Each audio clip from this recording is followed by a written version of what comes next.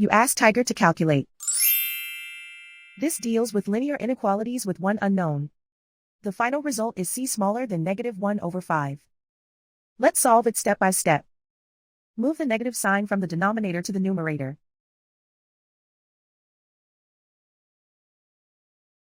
Group all constants on the right side of the inequality. Add 9/5 to both sides.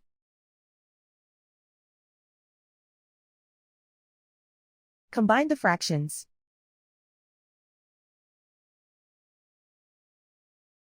Combine the numerators.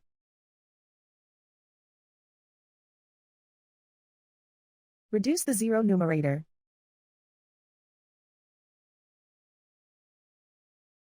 Simplify the arithmetic.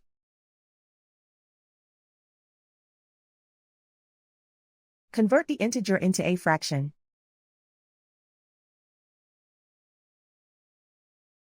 Combine the fractions.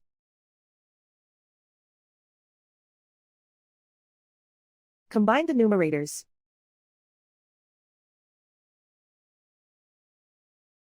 Plot the solution on a coordinate grid. And so the final result is c smaller than -1/5.